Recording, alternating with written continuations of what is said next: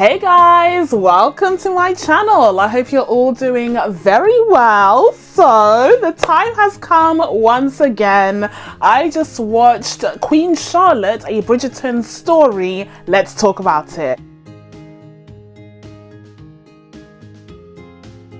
So Queen Charlotte is a limited series on Netflix that is a spin-off of one of their greatest shows ever made, and that is of course Bridgerton. Now you know, in this corner of the internet we love Bridgerton. We love Bridgerton. Okay, so when I saw that we were getting a limited series mostly focusing on Queen Charlotte, I was so excited, but I was also apprehensive because of the subject matter, and we'll dive into whether or not I think they did a good job depicting Queen Charlotte's romance with King George III. Now this is going to be a roller coaster ride. I'm going to be going through all of the stuff that I loved, the stuff that I didn't like quite as much, the romance, the tragedy, the historical context. Was King George III a colonizer? Yes. Was Queen Charlotte actually black? No. We'll discuss this.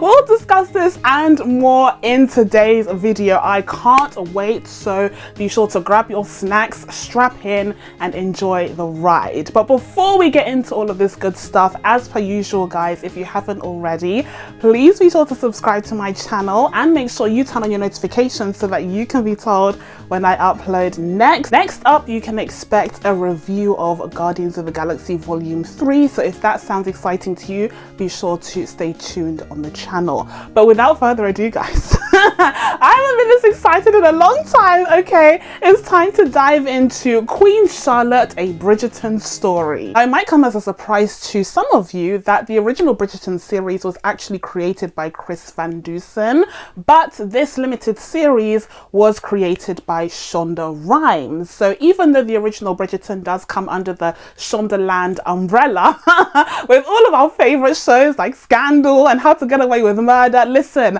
I bow down to Shonda Rhimes. Okay, she has given us some great TV, but technically speaking, she's only a creator and a writer on this spin-off show. So I was really looking forward to seeing, you know, what she would do with this subject matter, especially because we have gotten hints, you know, here and there throughout the 2 seasons of Bridgerton of Charlotte's relationship with King George. And so I felt like it was a really interesting topic to explore, especially considering King George III's, you know, in real life mental health issues. And the series decided to also factor that in to the fictional world of Bridgerton as well, which is fascinating. So I wanted to see if they would touch on that on the show, or if they would play it down, or like I wanted to know how they would tackle this, okay? Because we've seen many a love story at this point, and also it's a prequel, so we know how it's going to turn out. It was a tough arena to play in, but Miss Shonda, you see that what Miss Shonda is not going to do is let you down. Miss Shonda gave us a journey. Miss Shonda gave us a roller coaster ride of emotions, and I'm going to be diving into it right now. Now, before I get too sidetracked, let me just rewind a little bit and talk about the premise of this series. And it's actually pretty simple, really. So the series is split up into 2 major storylines that take place in 2 different periods of time. And at first we have young Charlotte, who is a 17-year-old German girl who is from a minor aristocratic family, who all of a sudden becomes betrothed to the King of England. And so she is forced to move to a country that she's never known, in order to marry the king that she has never met before. And then you have the second half of the series that brings us to the present day, which is the Bridgerton timeline, where you see an older Queen Charlotte in her lavish gowns and her incredible wigs. Oh my goodness. Her wig game is unmatched, okay? It brings me so much joy to be praising someone's wigs after having sat through Ghosted on Apple TV Plus with Ana de Armas as well. After having After having been tortured with that, to see a lady who knows how to lay down a wig, oh, it brought me joy.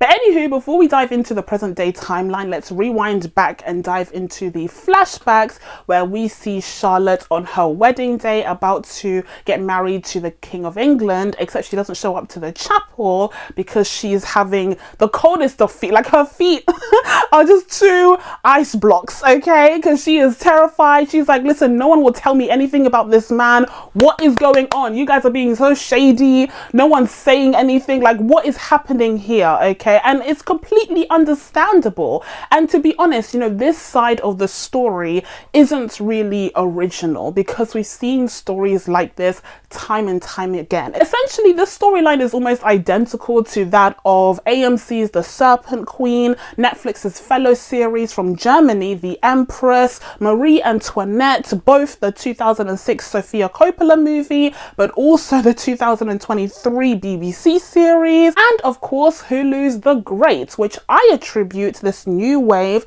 of quirky revisionist period pieces from the last few years to. So it's a classic tale of a young aristocratic girl who is thrust into an intimidating royal court where she must marry the king or crown prince of a foreign land and pop out a bunch of babies for him to have heirs to the throne, all the while his demanding mother breathes down her neck and causes her a ton of anxiety and insecurity. So like I said, we've seen this story before, but what sets this particular story of Queen Charlotte and King George III apart is, I would say, 2 main things. And the first thing is the fact that Charlotte is black. So Charlotte in the series is black or brown or mixed race. She's not white, okay? Now that's not peculiar for the world of Bridgerton, which is famous for having a very diverse, for the most part, cast. So it's not surprising that they would take this turn and, you know, reimagine Charlotte to be a mixed race woman. The problem that I had this time around is the fact that they acknowledged it.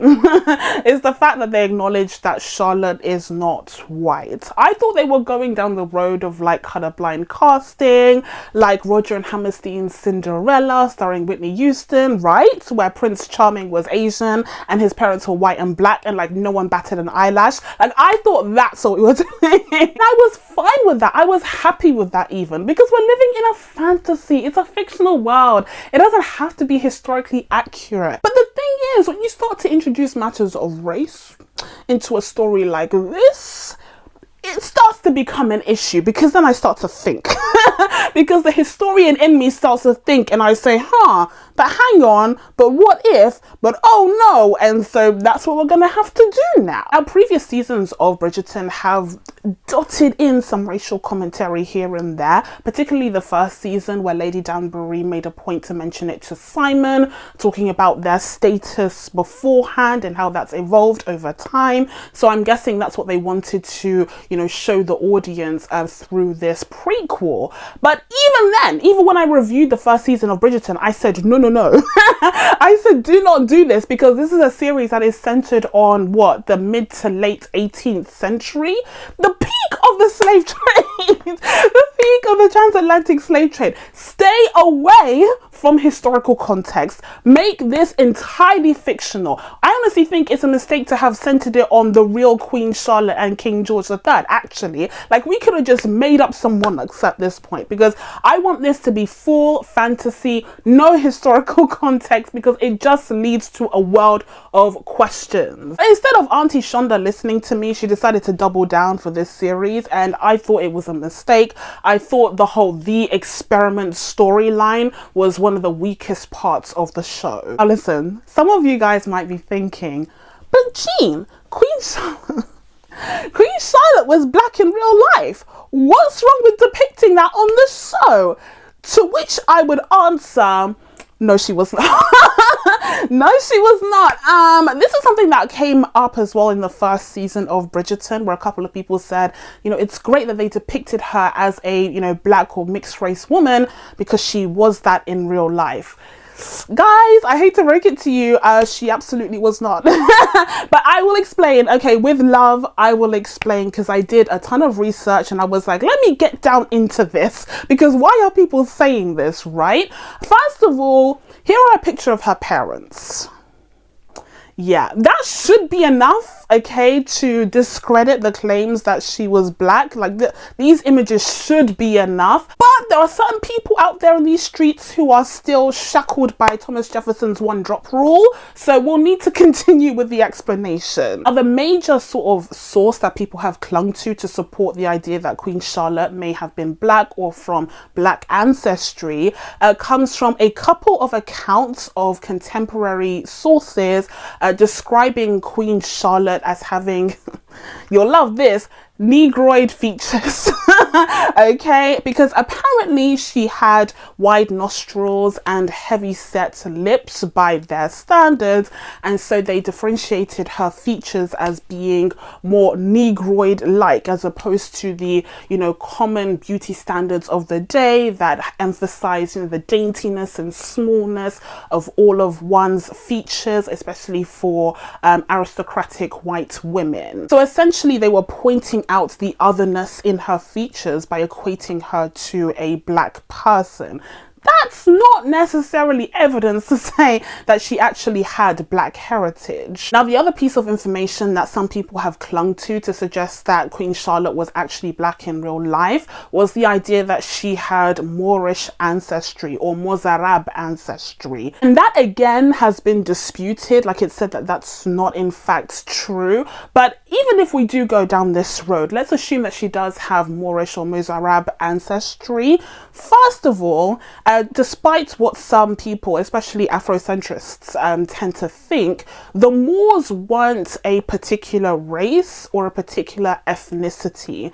They were just some Muslim people who lived in different regions. Some of them lived in North Africa, some of them lived in the Iberian Peninsula, and they had, you know, conquered the Iberian Peninsula, and that's why you have parts of Portugal and Spain that were conquered by the Muslims, and their architecture reflects that. And so you would use the term Moorish as like a descriptor, but it wouldn't be enough to ascertain which specific group of people you were talking about. And not all of them were dark-skinned and like depicted as, you know, black people. So even if Queen Charlotte did have Moorish or Mozarab ancestry, Mozarab meaning, you know, Arab people who lived in the Iberian Peninsula specifically, there's still no guarantee that her ancestors would have been black specifically. They could have been Arab, they could have just been Muslim, and also it's said that during the medieval period when these people were around, we'll talk about that in a second, oftentimes the term Moorish related to Muslims rather than a specific ethnic group anyways. And then circling back to what I just said about the medieval period,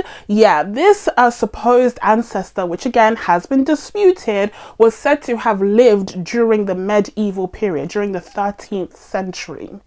And Queen Charlotte was kicking around in the 18th century, okay, in the 18th and 19th century. So we're talking like a 500-year gap between Queen Charlotte and this disputed Moorish ancestor, who may not have even been black, who may have just been a Muslim living in Portugal, because that's where her family was from. So, and so just based off of the mere distance in time of that ancestor, Queen Charlotte still would not have been black. Okay, she certainly would not have been black. It's possible I have white ancestors from about 100 years ago, and I'm not white. So the lesson here is, guys, okay, come closer. The lesson here is that some of us need to liberate themselves from Thomas Jefferson's one-drop rule. Because having a quote-unquote Moorish ancestor from 500 years ago does not a black person make.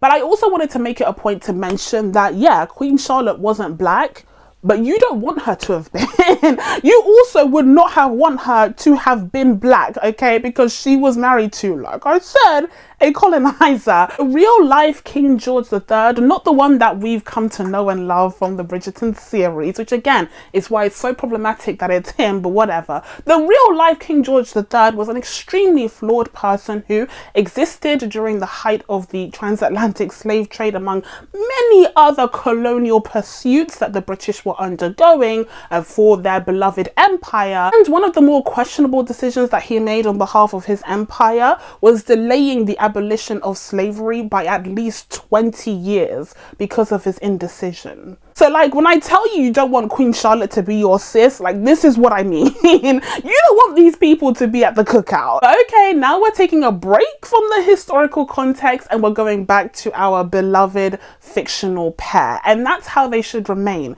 Purely fictional. Let's not inject any social commentary in there. Let's not talk about race in this series because this series can't handle that discussion, is my point after all of this, okay? So let's just stick to the fiction. I like the inclusion and discussion of mental health, and I think that's where this series shines brightest. So now, speaking of which, I had to say, I thought George and Charlotte's love story in this series was incredible. They've done it again. They've got me again. Bridgerton knows how to do romance. Yes, it does. Bridgerton knows what I'm looking for. Oh, it's so good. Charlotte and George. First of all, you have their meet cute where they meet on their wedding day and Charlotte is trying to escape. She's trying to escape, climbing up the palace walls, and then George is just there. And I knew it was George. I knew it was George. I hadn't even seen the trailer for this, by the way, but I knew it was him because I was like, come on now, Charlotte, what are you gonna do? And she's like, oh, I need to escape. Give me a lift up. And then he's just like, you're trying to run away from getting married to me. Oh my God, I died. Literally, it was perfect. Everything was perfect. The chemistry between the two actors, what's his name? Corey and India. Mwah. Spectacular, okay? But then we continue on. They have the wedding. Everything is going splendid. Everything is going according to my plan. And then they get to Buckingham House. And I thought they were going to have their wedding night. I thought it was going to be cute, smooth sailing from there. A vast contrast from what we saw with Simon and Daphne, right? Like, that's what I thought we were going to do. But no, instead my guy's like, oh, I renovated Buckingham House so that you can live there on your own. And I was like, oh, what's this 180? What's going on here? Like, that's not part of my plan. Like, that's not where I thought this was going. And she also was a bit dumbfounded. And she's like, we were supposed to have a wedding night. She doesn't really know what that means, but she knows it's important. And he's just like, no, I'm going to queue. You can stay on your own. So you see this montage of Charlotte changing into these glorious dresses. Oh my God, I love the costuming on this show. She changes into all of these amazing dresses and hairstyles, only to sit down and have breakfast and dinner and various meals all on her own. And she's trying to read books, she's trying to entertain herself, but at the end of the day, like, she's supposed to be spending this time with her husband. Where the hell is he? Well, it's only later on in, I believe, episode 3 or 4 where we finally get to see George's perspective on the series of events, and we find out that the reason why he was so absent from Charlotte at the beginning of their honeymoon is because he was trying to hide his mental illness from her, and he was trying to hide the struggles that he was going through from her in his mind in order to protect her from him, you know, from seeing, you know, who he really was, the way that he's been hiding from pretty much the entire world. And guys, let me tell you, just as I was like squealing and twirling my hair and kicking my legs at the beginning of their relationship when they met each other and when they were actually getting along together, when I saw the barbaric treatment that George was forced to go through in an attempt to find a cure or a treatment for his mental illness, I felt sick to my stomach. I was crying, quivering, shaking, convulsing. Like, I was so upset at these scenes, and I was shocked because these were so real and so visceral, and so extremely sad. But the fact that this poor man, he's suffering from this mental illness in the freaking 18th century, where they have no clue what they're doing. I wanted to reach into the TV and just strangle that doctor. Like, I wanted to just because how dare he lay his hand on the king, first of all, but also on this man who is suffering, and take advantage of him, and take advantage of the permission that he gave him to do whatever he likes, permission that should not have been granted in the first place. I was just so upset by those scenes. It was really, really sad to see. And again, like, Corey does an incredible job in these scenes and in this role. I think he was kind of a scene stealer oftentimes, because he had that different aspect of his performance where he had to depict a mental health struggle in such a real and visceral way, and I think he knocked it out of the park. It felt real and natural. It didn't feel like a caricature to me, although keeping in mind I haven't struggled with these issues myself, but I just think it made for such an interesting dynamic to this story, again, that is unlike what we've seen before in Bridgerton. And again, I was so happy to see that they dealt with this matter seriously and compassionately and did this storyline justice. But before we got the episode exploring what George had been through on his end, we got more of an emphasis on Charlotte and how she was experiencing his absence until that night where she sees the truth for herself. She sees him go manic and have a manic episode, and he starts, drawing things, astronomy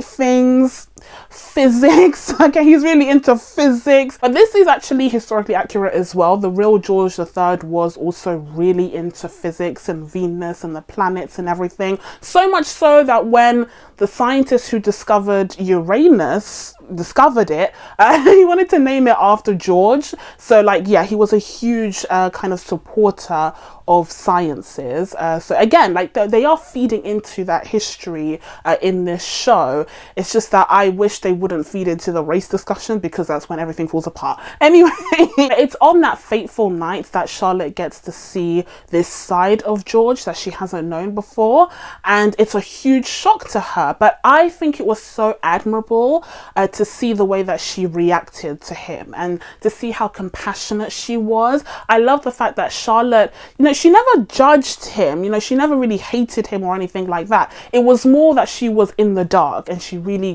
got frustrated by that, understandably, because she's like, I just moved from Germany. Yo, what's going on?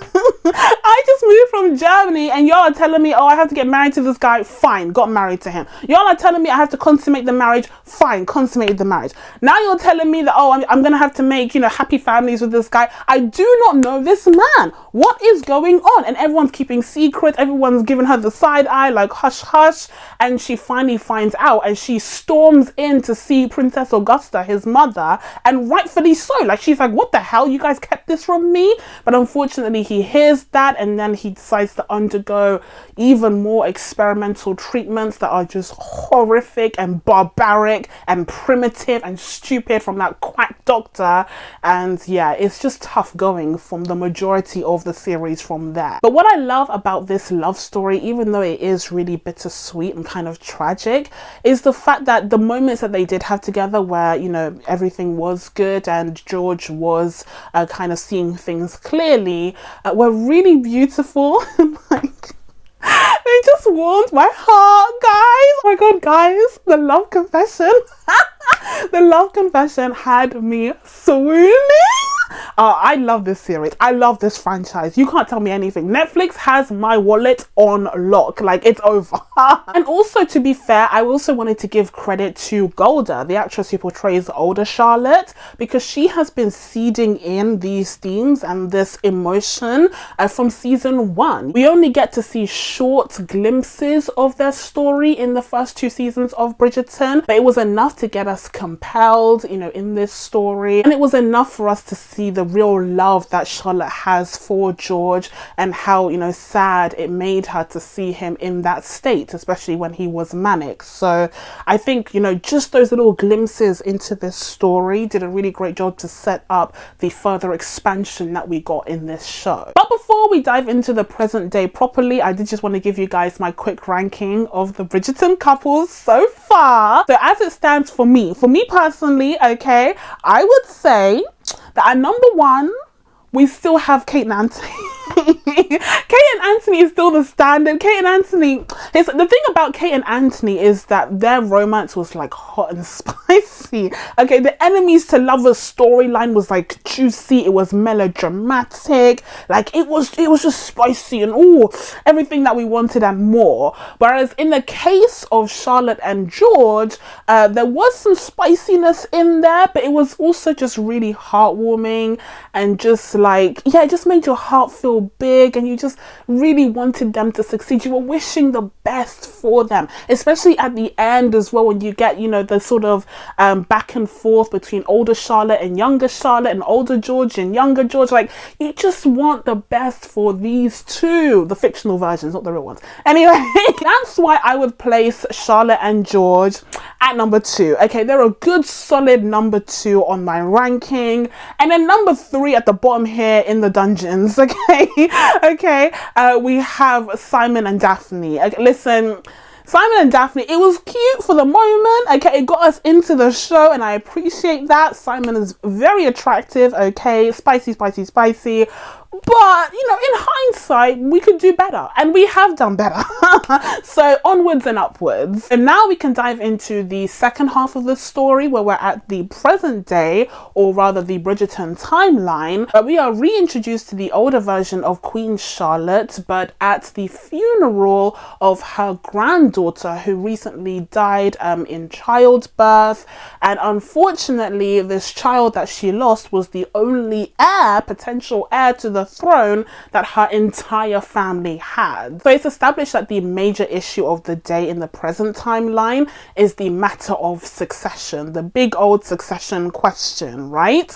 And essentially the problem is that, you know, George and Charlotte had 13 kids that grew up into adulthood, but none of them were able to produce legitimate heirs. And the only person who was able to produce an heir for the second generation was her oldest son George, who was Prince Regent, hence the Regency era, and would also later on become a very unpopular King George IV. But unfortunately, George and his estranged wife Caroline only had one child, because they hated each other, and that was Charlotte, and she actually died in childbirth, again in the show and in real life. So you have a huge succession problem, well, a different kind of succession, the traditional kind of succession. But Queen Charlotte knows that, you know, George is going to succeed his father when he passes away, but the real problem is, you know, who is going to come after him? He's already getting up there in age, and now his only daughter has passed away because, you know, she wasn't able to deliver on an heir either. As for Charlotte's 12 other children, literally 12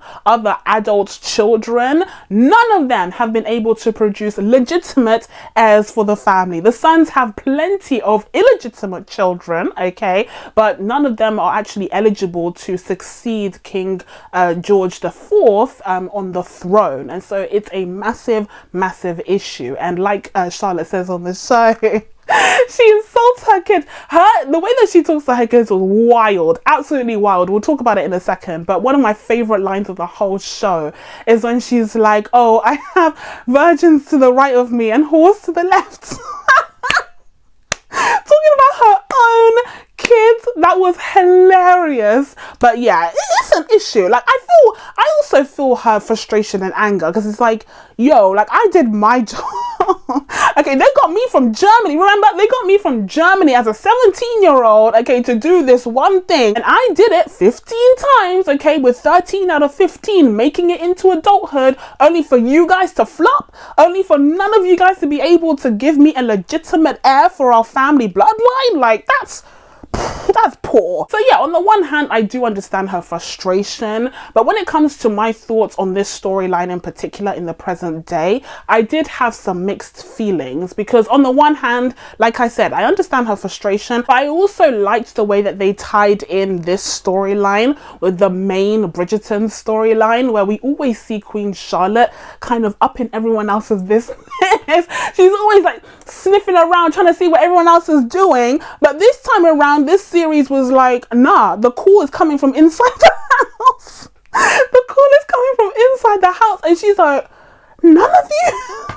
She's asking herself, how can I be seen as someone who has any authority on a good marriage or a good family when I seem to have neither of those at the moment? Like, I need to sort this out immediately. Like I said, I like the aspect of the present day storyline, but on the flip side of things, what I didn't like as much is the sort of disconnect that we got in the personalities between young Charlotte and older Charlotte. Now, I don't think it comes down to the acting. I think India, the actress who portrays young Charlotte, did a phenomenal job kind of adopting a lot of the mannerisms that Golda has as older Charlotte, especially as the series went on. We started to see how she became the Charlotte that we know and love down the line. So I don't think it was down to the acting. I think it was down to the writing, because present day Charlotte is just, you know, it's so much meaner and so much more cruel, especially towards her children, which it is pointed out in the show, which I actually appreciated, because someone needed to call her out.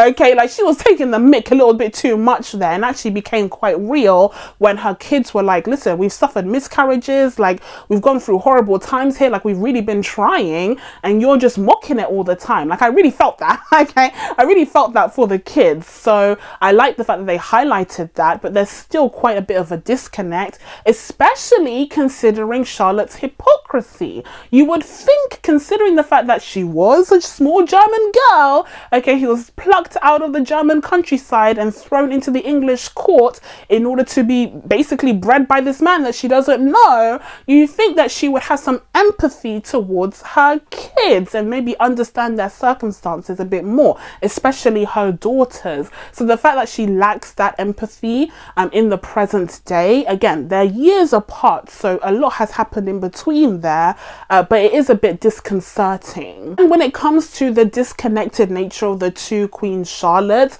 I suppose if the series had nuanced and more sophisticated writing, it could have presented this as a sort of message saying, you know, all of these aristocratic ladies ended up becoming the people that they hated most, right? Like Queen Charlotte ended up becoming Princess Augusta when all was said and done. Like that could have been the underlying message there. But again, I don't think the writing did a very clear job of conveying that. And so it just felt a little bit muddled, and it felt like we were looking at two very different people at times. And listen, I guess you could argue that this makes room for a second season of Queen Charlotte, but nah, I don't think I don't want or need that. I think it was a really good single series of TV exploring Charlotte's relationship with George. I don't think we need an extra season exploring her relationship with her kids and how that's evolved over the years, or rather devolved, and then hopefully improved in the Bridgerton timeline. Like, I don't think we need that necessarily. Maybe it can be injected into the successive seasons of Bridgerton itself. Outside of Queen Charlotte's present day storyline, we also had some C and D storylines from Lady Danbury and Violet Bridgerton, Viscountess Bridgerton. We'll start off with Lady Danbury, who I had mixed thoughts on when it came to her depiction. The more I thought about it, the less I liked her. I kind of think she's evil. In the Bridgerton series, I had a lot of respect for her. I was like, man, she's so badass. Like, she's a great character. You have just this widow who's like ruling the world, and like she's happy and content and rich, and I kind of love that for her. But then when you see, you know, more to her story, you're just like, Yeah, but the way that she got there is a bit questionable. So let's start off first of all with the flashbacks, because she actually has quite a prominent role in Queen Charlotte's story in the past. She was one of her ladies in waiting, and she was very trusted by Queen Charlotte. Unfortunately, we also got to see Lady Danbury's own origin story, where she was a young woman who was forced to marry a man that she didn't know. Except in her situation, this man was so much older than her, and she had been betrothed to him from the age of 3. From the age of 3. Oh my god, the pain, the pain, the pain, the pain. And how do we meet this character as well in the past? How do we meet her and him when he's on top of her? We meet these two in the worst situation possible, and it happens time and time again, and it made me cringe each and every time. Like, oh, when we got the sex scenes with them, I was just like, oh my god, please make it stop, please. Please make it stop. I was waiting for the time when he would die. Like, I knew it was going to happen, okay, during, but I was just waiting for it. I was like, it needs to happen now, okay, because this is horrible to endure. But finally the time came when he died, and I was rejoicing. I was so happy that this man was dead. I was like, yes, Lady Danbury is finally going to be free, and she herself felt that way, but understandably she had some mixed feelings, of course, because she's known this man for almost all her life, and she's been doing his bidding since forever, and so she was kind of, you know, unsure of herself after he died, and that was completely understandable. And I like the fact that they explored that aspect of her emotions. Then things go from bad to worse when you realize that Lady Danbury is not about to get the freedom that a lot of aristocratic women who lived in horrible marriages got when their husbands died, because her husband was a fraud. Because her husband was an idiot, okay, and he mismanaged their finances, but also because their newly begotten title granted to them by the king is at stake here, because the matter of succession, I guess. There is also another issue of succession here, where it's not clear whether this title can actually be inherited by future generations. Now, this is where this storyline started to lose me a little bit, because I was like, this whole title situation, why are we buying into this elitism? And again, it would have been absolutely fine if you were fully in this fantasy world where there was no, you know, real life historical context. We didn't need to worry about issues of racism. We didn't need to worry about, do you know what I mean? Like, it would have been absolutely fine if this was set in Fantasia, like if this was set in Narnia. But because they based it somewhat on, you know, real world events and real history, that's when my mind started going, okay, so you're this black aristocrat who wants to get a title from King George III, who, you know, is the head of the British Empire, and they name the British Empire, you see, they name it. So it's like, okay, so now we have to talk about what the British Empire is and what they're doing to your people, but you're still seeking a title from these people who are crushing your... Do you see what I mean? I'm just like, why do you want that title? I don't want to think like this, okay? Please, free me from this line of reasoning. But the show gives me no choice, because it melds in real life historical context with the fantasy of the Bridgerton scenery. And even aside from the topic of race and titles and the racism in the upper echelons of Bridgerton society, I still had a problem with the depiction of Lady Danbury, because she just didn't come across as a good person. I mean, she was betraying her friend, you know, Queen Charlotte, who she insisted she actually cared about. The whole time she was spying on her and relaying that information to Princess Augusta, her mother-in-law. So there's that. And I don't think she ever apologizes for that, unless I missed that part. She never acknowledges that or apologizes for it, even until the present day. Like, Queen Charlotte doesn't know that that ever happened, again, unless I missed something. And to make matters worse, Queen Charlotte wasn't even the only friend that Lady Danbury betrayed, because it turns out she also had an affair with Violet Bridgerton's father. And I absolutely empathized with her when her husband was kicking around, doing all sorts, being a horrible troll of a man, okay? Like, I felt so bad for her.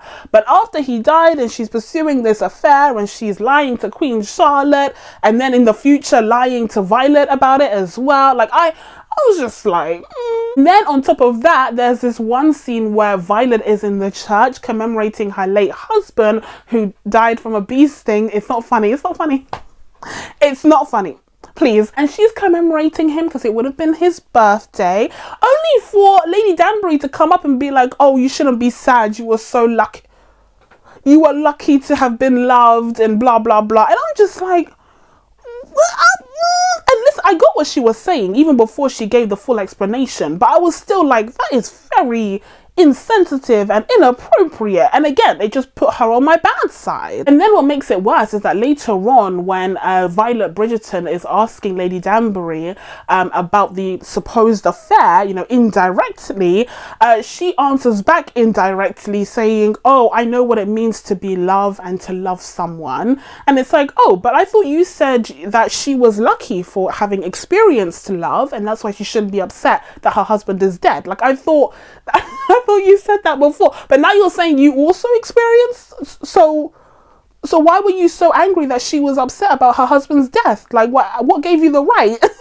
And then the final nail on the coffin for me was when Lady Danbury made this dismissive remark where she was like, oh, the main reason why I give to charity is to spite my husband because he hated the poor. I'm just like, oh, so you don't even care about the poor. And listen, none of these aristocratic ladies care about the lower classes. Please, that's not what this show is about.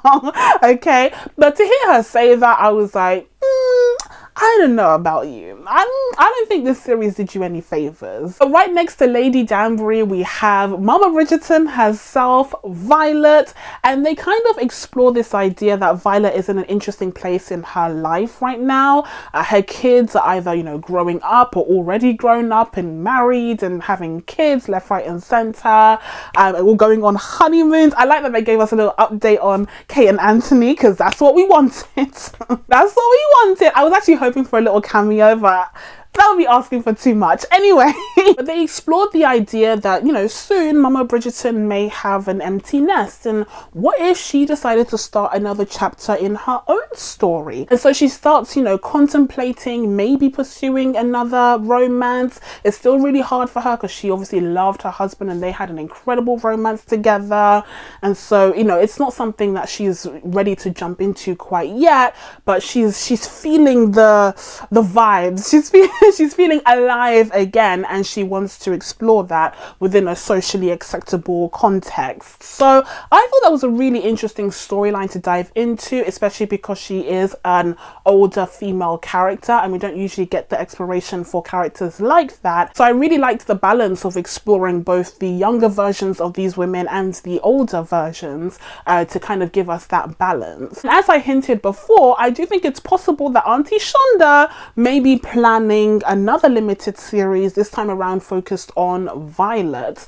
I think that would be a pretty cool idea. I think she already mentioned it in an interview even, that would be someone that she would want to dive into next. So we'll see. Perhaps they've already written a script for it, although with this writer's strike, who knows how far they got along.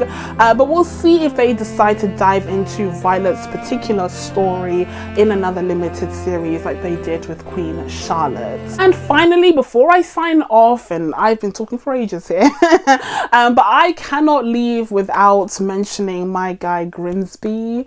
Grimsby had my whole heart. He was, of course, the I don't even know what his title was, but he was Queen Charlotte's shadow, basically. He always walked 5 paces behind her. He took care of her, like, you know, she was his priority, and he had this kind of animosity is too harsh, but he had this kind of rivalry-esque with the Kingsman, not to be confused with the Kingsman from the Kingsman franchise. Anywho, and it turns out that they had a little romance of their own, but unfortunately, because it wasn't acceptable by society standards back then, and even in some places right now, they weren't able to be their true selves in public, and they had to sneak around, and they weren't able to live out their love story the way that George and Charlotte were. And that was was really heartbreaking, especially that end scene where Grimsby and the guy, I can't remember his name, but they were dancing at the ball, you know, right away from the actual palace, and then it kind of transitions to Grimsby dancing on his own. I got so choked up. I got so choked up by that scene. It was just so emotional and so bittersweet. But yeah, I think it was a beautiful portrayal of a really, you know, beautiful relationship, and if only they'd been able to live it out in the light rather than being sequestered to the shadows. But guys, with all of that being said, I'm going to be giving Queen Charlotte, a Bridgerton story, a 7.5 out of 10. But that's it from me, guys. Now that I told you guys my thoughts on Queen Charlotte, it's time for you guys to let me know what you thought of this series down in the comments below. Please be sure to subscribe to catch new videos coming up. Thank you guys so much for watching. I really appreciate it, and I will see you in the next one. Bye. Oh, sorry. Bye.